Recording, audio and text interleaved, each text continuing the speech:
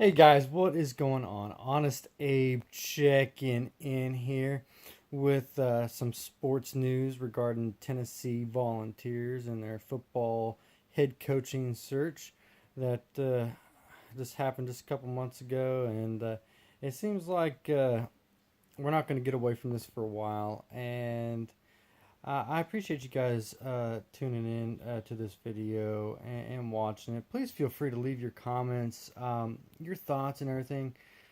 This one's gonna be this one might take a video or two because I tell you what, we got thousands of pages of information the other day from the University of Tennessee regarding everything surrounding the coaching search back in November with John Currie, the athletic director at the time, and everything that kind of went down during that 25-day process. And if you're looking at it, I mean, you had 25 days of just craziness for the Tennessee head coaching job once they had let Butch Jones go. And you had so many other teams that were, I think there was like 9 or so teams that actually hired coaches in the span that it took for Tennessee to hire a coach. But yeah, so it's gonna be a little spread. I got pages of notes here. I've looked at a lot of this stuff, and I still have not covered a fraction of it really. And I'm still gonna be going over some of this stuff and probably be bringing you guys another video sometime soon about some of this other stuff regarding the coaching search. So as I said, feel free to leave a comment. Let me know your guys' thoughts. I really appreciate you guys' feedback. Always, you guys watching my videos. To all my new subscribers out there, I appreciate you guys tuning in for all my sports videos. I know you guys have been enjoying those. That's why you guys have come on board. So I really, really appreciate all your guys' support there.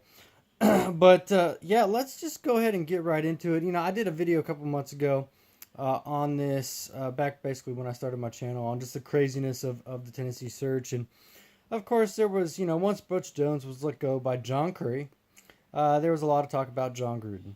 And of course, I didn't believe any of the hype of John Gruden. Never thought he was coming to Tennessee. Never thought he was going to leave Monday Night Football. It turns out, well, he did, but he left for an NFL job, which is not surprising. But yeah, with all the craziness of John Gruden, we're going to get into that here in a minute. I want to first and foremost, I do want to wish John Currie the best.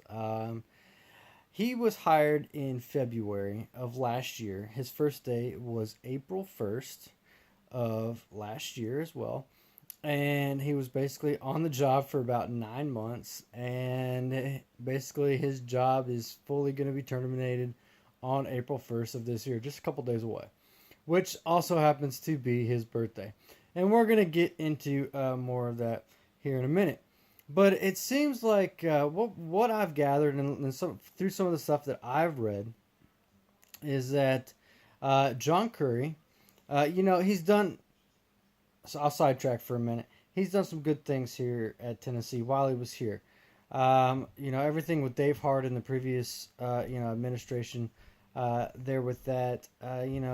He brought back the Lady Vols logo and all that kind of stuff. So really appreciate what he did there. He made a good hire for our baseball coach, tennis coach, some other good things that he has done. I think one of the downfalls ultimately, and I'll talk more about this, was that he never made a big hire for basically what a lot of people are calling the cash cow of college programs, football. Football is the cash cow of major sports. I mean, you see it at Tennessee, you see it at Alabama, you see it at Michigan. These are the sport that brings in the most money for the school. So he never made a major hire for college football, and I think, well, we're gonna get into that here in a minute. So let me just dive right in. It looked like Dan Mullen and Greg Schiano were his top two picks. He actually reached out to Mullen right on Black Friday after basically the season finished up. He was talking to Mullen about I guess they were in talks maybe prior to that. We got some messages about that, and he ended up going to Florida. He actually reached a deal with Florida that day. and but that was his first go to was Mullen to come to Tennessee and be the next head coach of Tennessee. Not surprising that Mullen goes back to Florida and all that kind of stuff. He had coached there before, so that's not a big surprise. He would have been a tough hire anyway for Tennessee just to grab. But yeah, so then he turned his sights on Schiano, Greg Schiano, who was at Penn State, during the whole Sandusky thing, and I talked about this prior, and everything that went into that.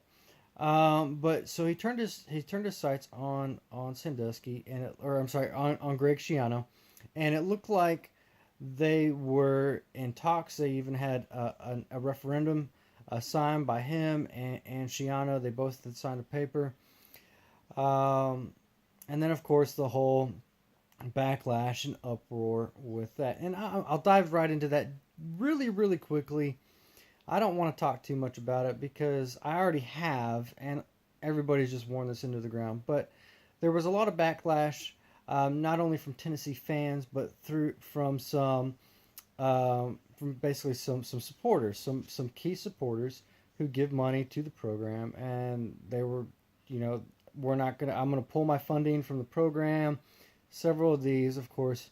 Then you had, of course, the media jump on board. I mean, you had open protests and everything, and then politicians in Nashville got on board, and basically, you had a lot of the administration that had signed off on Greg Schiano being our next head coach. I mean, it looks like Beverly Davenport had given the approval.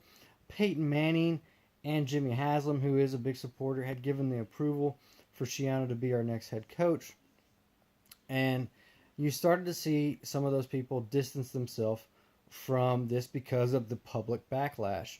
Whether or not Schiano is guilty or not, I've already talked about that. It doesn't matter in this video. It's just because I'm covering John Currie. But there was backlash because of what had happened at Penn State and Sandusky, and people just did not want that here at Tennessee. Okay. I'm going to move on from that because I have already talked about it. You guys can look at that video. I think I titled it the Tennessee head coaching debacle, something like that. Posted it back in January. You guys can go back to that video. It's a pretty long one as well. But moving on. So after Schiano's fallout and basically not being hired, it is my opinion, and I think it's opinion of some of the other people that are in the media, that John Currie just had nowhere else to go, really. And you really, I think you really saw that with some of his activities and stuff that happened after the whole Schiano fiasco, so to speak. And there just wasn't a whole lot of planning, so to speak, on where to go after that. We're getting reports that even the assistant AD at Alabama reached out to John Currie, and basically they sent him a spreadsheet of their list of top coaches in the country that were willing to be taking head coaching jobs, so to speak, maybe step up from a lower end program into the SEC program, and all that kind of stuff. And I guess my assumption is that maybe they had done that just to maybe kind of steer clear of Jeremy Pruitt, maybe some of the other people that were at Alabama. They didn't want people stealing coaches from Alabama. There's a lot of debate in there on why Alabama would help Tennessee in their coaching search. We're not going to probably ever really know the true answer to that, but maybe it is just to have them steer clear of some of their coaches. Of course, Tennessee did end up taking their defensive coordinator Jeremy Pruitt, and we'll get to that here in a minute. But yeah, so there's that coming out. Then those correspondence with the assistant athletic director down there and with John Currie, and of course, all this stuff going on with the groomers. At one point, even Josh Dobbs, he sent a message to Currie and said, "Hey, what's going on with the groomers?" And Currie responded. He said, "Oh, geez, not you too," or something like that, or "not you too." Basically, it's like, it's not going to happen. And so you had, of course, you had the groomers going crazy. A lot of people wanted to see John Gruden here. Wasn't going to happen. But Mullen, Shiano were his first two picks, and then kind of everything fell apart for him after that.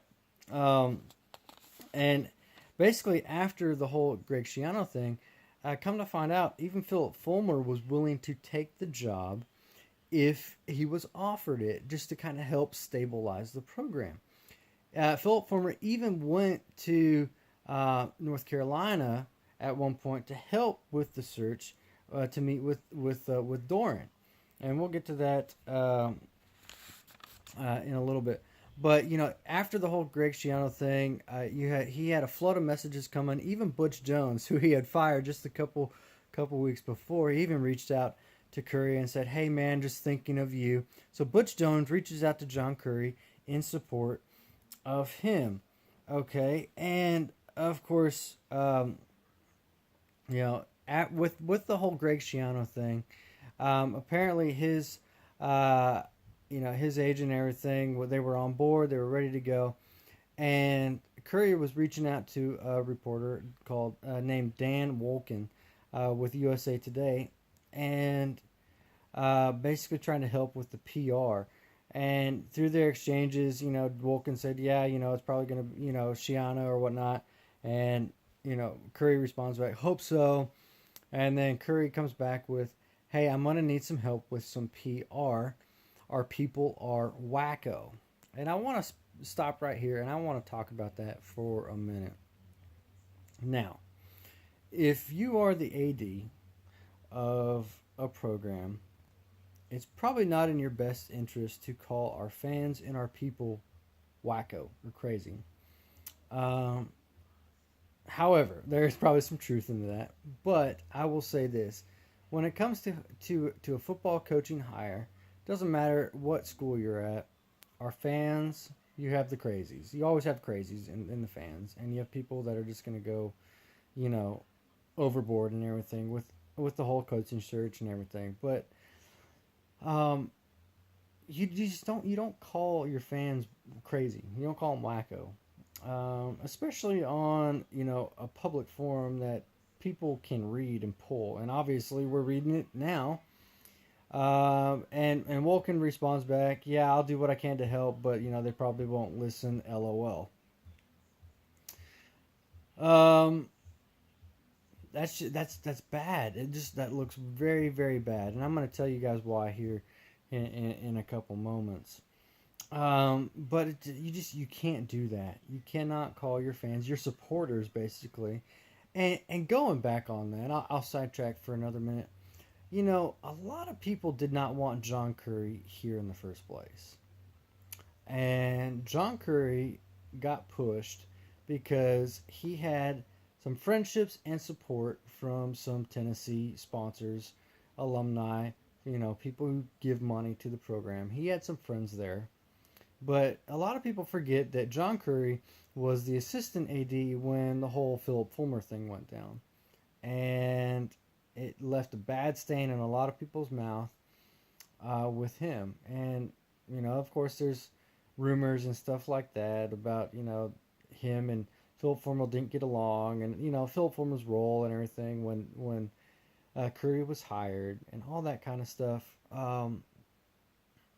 It's a lot of people didn't want it, and so he was kind of under a microscope, I think, when he first got here, and I think he knew that because he kind of referenced it in a lot of his things that, yeah, he had to win the approval of the people and all that kind of stuff. He had mentioned that line, several different times in his interviews and stuff like that. He had to get the approval of the people, win the people over and stuff like that. Do a good job. Um, and make Vol Friends proud, Vol Nation, proud of stuff, and so make them great again. All that, all this kind of little things that you say to, yeah, I know that people don't want me here, but I need to do the things that are gonna be popular with people, and I think that's why, he brought back the whole Lady Vol thing, which was a major thing, 2 years ago or whatnot, but. But yeah, so he was under a microscope, I think, for a little bit, and then once the whole Greg Schiano thing, I mean, he just lost full support of everybody, and I think that's why you saw a lot of people reaching out to him, for support and everything, it was just a tough move for him. But I do want to wish him well and everything in his future endeavors and what he does, because it is tough. It is a tough gig, first and foremost. But he made some very very bad choices, and that is especially regarding Mike Leach. He ended up going to California. What he wanted to hire Mike Leach as a backup to like Doran and stuff like that. Doran's uh, agent, let me see, what was his agent, Bazant, um, ended up, they were wanting to get it done with Doran. And on the 30th of November, ended up saying, hey, we need to hear from you, or he's fired up. No word from Currie. University of Tennessee, the administrations, they couldn't get in touch with Currie. He was on a flight. Apparently, the Wi-Fi was down on his Delta flight, um, and yeah, and he didn't let anybody know what he was doing. He kind of, I heard a lot of people say he went rogue.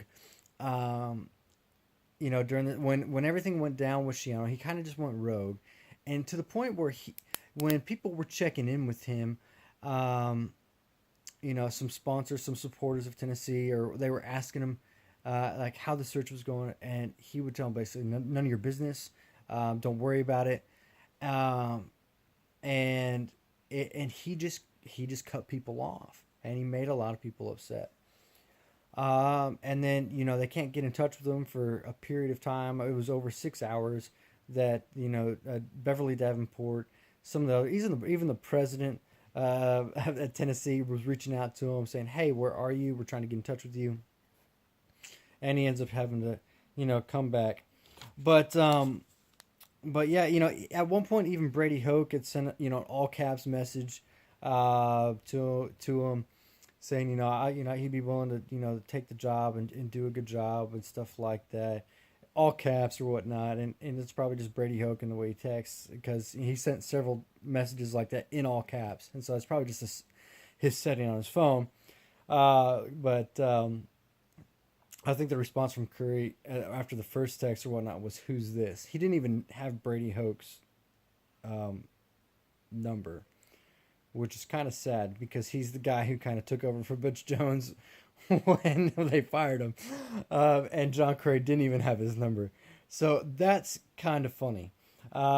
It's terrible, but you know it's just what it is. But um, I think he made some very very bad choices. Um, and hey, I'm just reading some notes here. Um, so on the 30th, he's called back to Knoxville by Beverly Davenport, and in the process, we don't know this for sure, but we're pretty sure that he made a call to Mike Leach, saying basically, "Hey, I think I'm going to get fired." Because they ended up were not able to meet when he flew out to California, because basically he had to get right back on a plane and come back because they had called him back. She had set an appointment with Currie that next morning at like 9 a.m. and of course he was put on administrative leave, or he was basically fired. Wasn't technically fired, but he was put on administrative leave. And then of course Philip Fulmer was put in as the new athletic director. And then we hired Jeremy Pruitt on December 7th. Okay, so all that encompassing the craziness of this search, just kind of with all these documents, it's kind of compounded, and we got thousands and thousands of pages of correspondence between, John Currie and different people, even to the point where, Les Miles was reaching out, and that was pushed by Kane, or Glenn Jacobs, who's actually running for Knox County Mayor right now.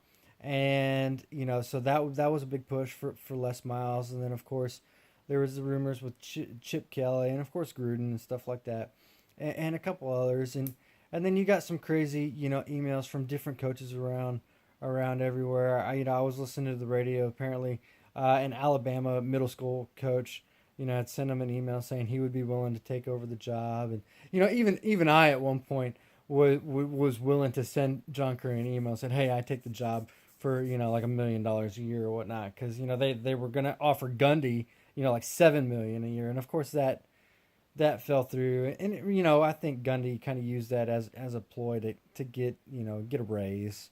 But we were going after Gundy there too. And just the craziness of this entire search. And I know I'm covering a lot of things that have been covered in the news, and I've been reading documents and stuff like that the past couple days on this stuff, and just different news reports and stuff like that, pulling pieces here and there. There's a lot of information to cover, and we'll probably even hear more about this as we head more into spring practice. Of course, Tennessee started spring practice this past week and stuff like that, and if we're going into the orange and white game later on in April, and of course heading into summer and then the fall, we're going to hear more and more stuff about this as stuff comes out.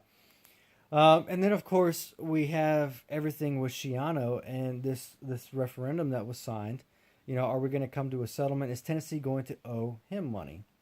And I'll probably end up talking more about that in the next video that I do, or whenever news breaks on that. But this week we get the reports for John Currie and find out that Tennessee is going to owe him roughly about $2.5 million, $2.2 million in a settlement plus his salary that he gained while he was on administrative leave, which comes out to roughly about $2.5 million, which is owed to him in a check by April 1st, which is also his birthday. Okay, so basically 1 year after John Currie was hired, everything is going to be settled with him. It's going to be done. But the strangest thing that I really have read so far with this in the whole settlement thing, I don't mind them settling. Okay, they got to do that kind of stuff with them. But Beverly Davenport had to write basically a nice glowing letter of recommendation for John Currie in all of this as part of the settlement. And I in my opinion, that's just crazy to me that she would have to do this. Like, oh, he's a great guy, whatever, he did a good job, so basically he can get hired somewhere else. And John Currie, yes, he did some good things while he was here for the 9 months that he worked here at Tennessee, but he just could not handle the pressure of a head coaching football job. And that is going to put a stain on his reputation for the rest of his career. I mean, he is going to get hired somewhere else. I know that for sure. I mean, just like, of course, Butch Jones going to Alabama. You're going to get hired somewhere else eventually. But, just having to write a letter of recommendation like that as part of the settlement is kind of sketchy to me. And, of course, we'll probably get more stuff, in and around that as the days go by and whatnot. But, excuse me. But, I just, that whole aspect of writing a recommendation was very, very sketchy to me as part of the settlement deal. And I really don't know what to say about it. I don't like it. I'll just put it. I don't like it. But John Currie, he gets $2.5 million. Not a bad little settlement for him as he finishes up officially being terminated now from the University of Tennessee. And we are moving forward. Spring practice has started. Tennessee football is back in action. And you know what? Until we can move past it, get on with it, get on with Jeremy Pruitt and the next season here, 2018. Looking good. I'm going to be bringing you guys some stuff and some highlights on spring practices, orange and white game coming up on, I think, the 21st of April and all that kind of stuff. So stay tuned for more of that stuff. I know this was kind of a longer video, but I wanted to get it out to you guys, and I might end up doing another one as I look over some more of this stuff. But, check out 247sports.com for it. USA Today, they put out an article about all of it. ESPN has talked about it. KnoxNews.com, and News Sentinel, they've talked about the reports. You can get a lot of information there, a lot of stuff that I covered. But yeah, I hope you guys are doing well. Thanks for watching. I always appreciate you guys watching. Leave a rating if you guys feel led to do that, and a comment. This is Honest Abe signing off. I appreciate you guys. We'll talk to you later.